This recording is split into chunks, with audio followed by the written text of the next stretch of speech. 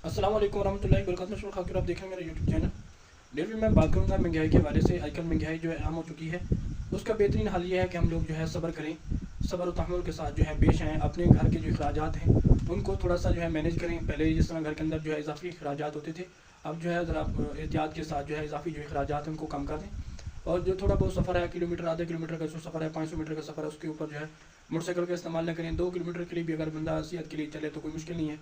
तो 2 किलोमीटर जब पैदल चल के जाएगा, 1.5 किलोमीटर आधा किलोमीटर पैदल चल के जाएगा, ब्लड प्रेशर की बीमारी ख़त्म हो जाएगी। शुगर है तो शुगर ख़त्म हो जाएगी।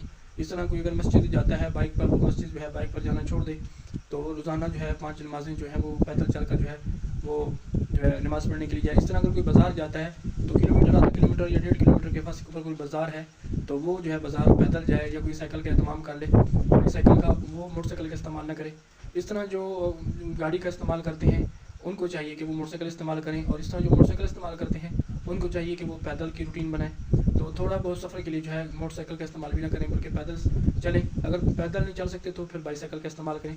इस तरह घर के अंदर जो इजाफी अखराजात हैं उनको कम कर दें। बिजली की जो है ज़रूरत के मुताबिक इस्तेमाल करें, फालतू बल्ब न जलाएँ, और जब ज़रूरत हो इस्तेमाल करने के बाद में बल्ब को ऑफ़ कर दें। इस तरह टूटी का पानी ज़ाया न करें। घर के अंदर गैस का इस्तेमाल जो है वो एहतियात से करें। इस तरह फजूल चीज़ों के ऊपर जो है बच्चों की फजूल चीज़ों के लिए ख्वाहिशात पूरी करने के लिए जो है वो पैसा जो है ना लगाएं।